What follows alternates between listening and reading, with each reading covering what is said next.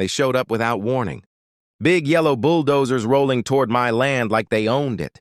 Karen was standing in front, arms crossed, yelling, "You have 10 minutes to leave or we flatten everything." I looked at my small cabin, my truck, my kids' bikes near the porch. My chest tightened. I said, "You can't do this. This is my land." She laughed loud and pointed at a paper in her hand. "Show says this land is ours now. You bought stolen property." Before I could say anything, two men jumped off the bulldozer and started marking the ground with red paint. One of them kicked over my mailbox like it was trash. My son ran outside and whispered, "Dad, are they really taking our home?" Karen smirked and said, "Maybe this will teach you to respect authority." I wanted to shout, but I stayed quiet because she didn't know something.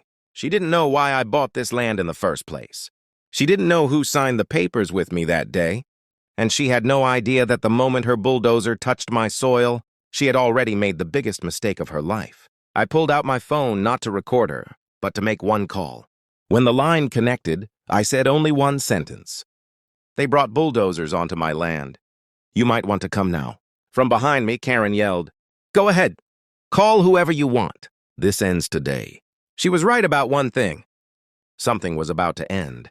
Karen waved her hand like she owned the sky. "You hear that?" she said to the workers. "He's pretending again." One of the men laughed and said, "Ma'am, once the sheriff clears this, we start pushing." I looked at my phone. No signal bars moving, just silence. Karen stepped closer, her voice low and sharp. "You people always think paperwork saves you. Choe runs this area. We decide who stays." Then she snapped her fingers. The bulldozer engine roared louder. My daughter grabbed my arm. "Dad, please," I told her softly. "Go inside. Lock the door." Karen heard that and smiled. "Scared now? Good. Fear makes people leave faster." The metal blade lowered slowly. Dirt started sliding forward. That's when a black SUV stopped hard at the road entrance. Dust flew everywhere. Karen rolled her eyes. "Probably your friend coming to beg." But the driver didn't beg. He stepped out wearing a brown jacket with a badge clipped to his belt. The workers froze. Karen's smile twitched. He looked straight at me and said, "You the one who called?" I nodded once. Karen rushed forward. "Officer, perfect timing. This man is trespassing. HOA ordered removal." She shoved her paper toward him like proof. He didn't even read it. He asked one simple question instead. "Ma'am, who told you this land belongs to your HOA?" Karen lifted her chin. "I did. I'm the head of it." The officer's eyes narrowed. He turned to the bulldozer driver and said, "Turn that engine off, now." Karen shouted, "You can't tell them that! This is private HOA business." The officer finally looked at her and said calmly, "Ma'am, this is no longer HOA business." Her face went stiff. "Why not?" she snapped. He tapped the badge on his belt. "Because this land is already flagged in our system." Karen laughed nervously. "Flagged for what?" He looked at me again, then back at her. "For a property dispute tied to a federal land sale." The color drained from her face. She whispered, "That's not possible." I stayed quiet. Because the real reason this land was flagged was something she still didn't know. And when she found out, everything she built her power on was going to fall apart. The sheriff took a few steps closer to Karen. His voice stayed calm, but the air felt heavy. "Ma'am, I need you to step back from the equipment." Karen crossed her arms. "You're overreacting. Shoei approved this. We've done this before." He looked at her. "Not on this land." She laughed again, but this time it sounded forced. "You keep saying that like it matters." The sheriff turned to me. "Do you have the documents with you?" I nodded and walked to my truck. My hands were steady, even though my heart wasn't. From the glove box, I pulled out a folder wrapped in plastic. Karen rolled her eyes. "Fake papers. I've seen that trick." I handed the folder over. The sheriff opened it slowly. He stopped. Then he looked up at her. "Ma'am, this land was sold directly by the county." Karen blinked. "So?" "It was auctioned after a foreclosure," he continued. "No HOA can claim it ever." Her voice rose. "That's impossible. Our HOA map shows this area inside our zone." The sheriff flipped one page and showed her a seal. "Your map is wrong." She stepped closer, pointing at me. "He changed it." He's lying! That's when another patrol car pulled in behind the SUV. Then another. People from nearby houses started coming out. Phones came up. Whispers spread fast. Karen's voice shook. Why are there more cops? The sheriff said. Because someone reported heavy machinery trespassing on private land. She swallowed hard. That's not a crime. He met her eyes. It is when it causes damage. Right on cue, one of the workers shouted. Sir, the blade cracked his fence. Karen turned fast. That doesn't count. That fence was ugly anyway. The sheriff looked back at her. Ma'am, you just admitted property damage. Her mouth opened. Nothing came out. I finally spoke again. I told you this was my land. She snapped at me. You tricked everyone! I leaned in just enough and said quietly, No, you just never checked. The sheriff raised his radio. And there's one more thing you should know. Karen looked at him, almost begging. What? He said, The man who sold him this land was my uncle. The crowd went silent. Karen took a step back, because now she understood something terrifying. This wasn't just a mistake anymore. This was personal. Karen's face went stiff, then angry. She pointed at me and yelled, This is corruption! You're protecting him! The sheriff didn't raise his voice.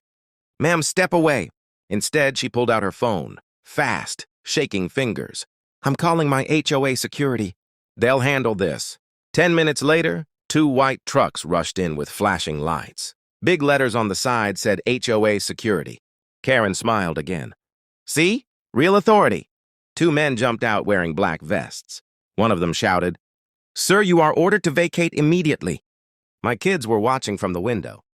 Karen noticed, and that smile came back. If you don't leave, she said loudly, we'll report you for child endangerment. Something snapped inside me, but I still didn't move. The sheriff stepped forward. These men have no legal power here. Karen shouted over him, Arrest him! He's refusing orders. One of the security men grabbed my arm, hard. My daughter screamed from inside the cabin. The phones around us went up higher. People were recording everything now. The sheriff shouted, Let him go! But Karen yelled, Do it! Show him who's in charge! The man twisted my arm behind my back. Pain shot up my shoulder. That was the moment. The moment everyone watching thought I was about to lose everything. Then the sheriff did something no one expected. He pulled his gun, not at me, but straight at the ground between us. Drop him now! The man froze. The other one stepped back fast. Karen screamed, You can't threaten my officers! The sheriff turned slowly toward her. They are not officers. He looked at the crowd and said loud enough for every phone to hear, These men are impersonating law enforcement. Karen's knees almost gave out. That's not true! They work for me! He nodded once. That's the problem. I rubbed my arm, breathing hard. My daughter was crying inside. The sheriff spoke again, calm but deadly serious. Ma'am, you just crossed a line you can't step back from. Karen opened her mouth to argue, but blue and red lights suddenly filled the road. Real police, state units. And this time, they weren't here to talk. The whole road lit up red and blue. People stopped recording for a second, then started again. Karen looked around like she was losing air. This is insane, she kept saying. This is all a misunderstanding. The state officer walked straight past her and came to me first. Sir, are you injured? I nodded slightly. My arm, and my kids were threatened. He turned and looked at Karen. That calm look disappeared. Karen jumped in fast. He's lying! He attacked my security first! The officer didn't argue. He just pointed at the phones. Ma'am, we already have 12 videos. Her mouth opened, closed, opened again. The sheriff held up a small black device. Body cam was on the entire time. Karen whispered, Turn that off. The officer asked, Why would we? One of the neighbors stepped forward. She's been doing this for years, the woman said. Threatening people. Taking land. Another man shouted, She towed my truck last month for no reason. Voices stacked up fast. Stories poured out. Karen tried to walk away. An officer blocked her path. You're not leaving, he said. She snapped, I'm the HOA president. He replied, Not anymore. They played one video out loud. Her voice echoed from the phone. Do it. Twist his arm. Show him who's in charge. The crowd went quiet, then angry. Karen's face went pale. She looked at me and hissed, "You planned this." I shook my head. "No, you walked into it." The officer read from his tablet. "Property damage. False report. Impersonation. Threatening minors." Each word hit harder than the last. Karen started crying loud. "This is unfair. I was protecting the neighborhood." The sheriff said one line that cut everything dead. "You were protecting your control." They turned her around. Handcuffs clicked. Her voice cracked as she yelled back at me. "This isn't over!" I watched her being walked to the car and said calmly, "It is for my family." As the door shut, the officer turned to me. "There's something else you should know." I looked at him. "What?" he said quietly. "This land you bought sits on top of 3 other HOA lots." I froze, because that meant one thing. The people who thought they owned those houses might not actually own them at all. I stood there staring at the sheriff. "What do you mean? My land sits under theirs?" He looked down the road at the neat HOA houses. Old records, very old. When the county redrew lines, no one noticed. The state officer pulled up a map on his tablet. He turned it toward me. Red lines crossed under the HOA street, and all of them connected to one point: my cabin. "The land was split wrong years ago," he said. "But the original deed controls everything." Karen was already in the back of the car, screaming that this was fake, but no one was listening anymore. A neighbor whispered, "Does that mean our houses aren't ours?" The officer didn't answer right away. That silence said enough. By morning, the county showed up. Survey trucks, cameras, officials in suits. The story spread fast. News vans parked near my dirt road. A reporter asked me, "Did you plan this?" I shook my head. "I just wanted a quiet place for my kids."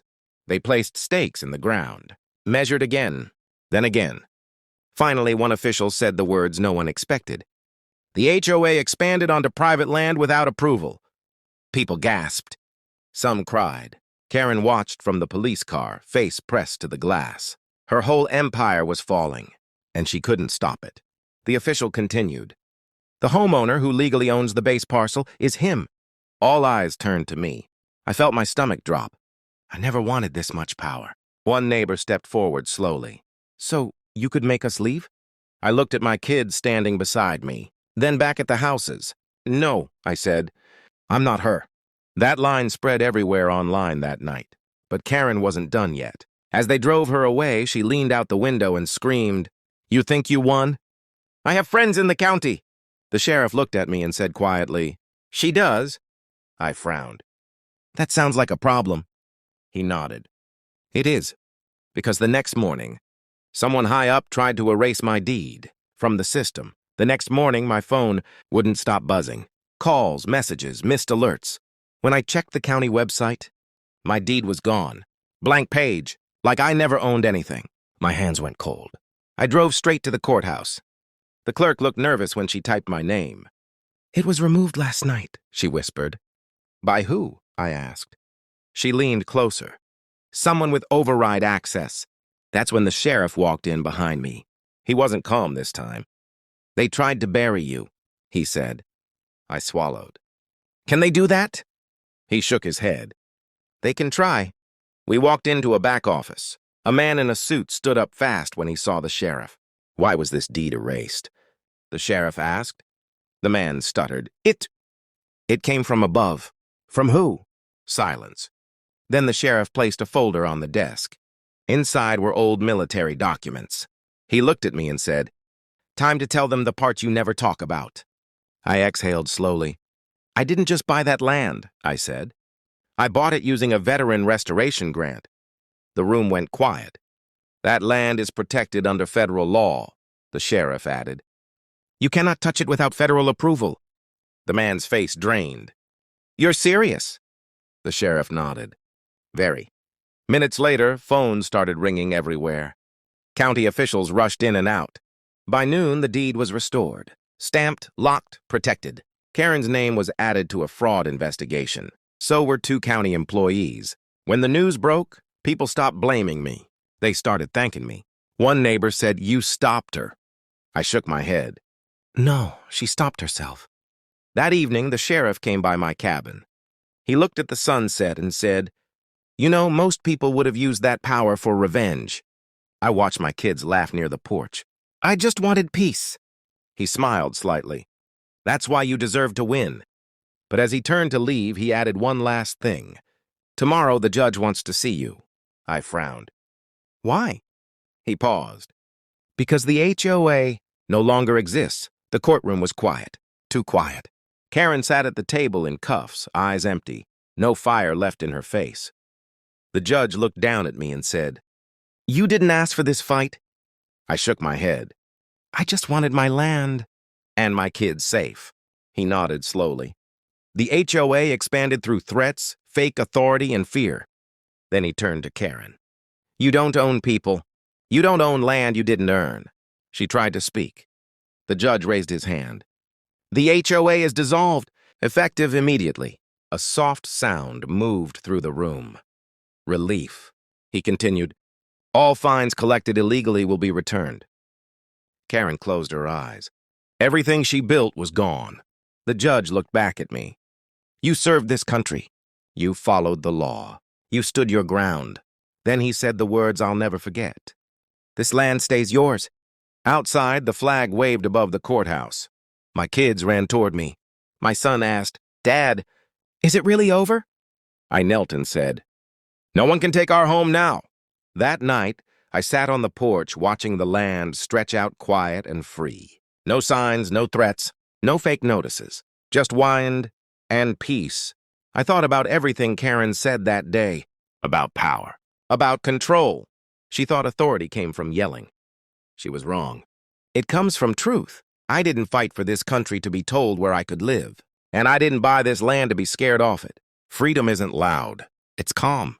And that night, for the first time since moving there, my land finally felt like home.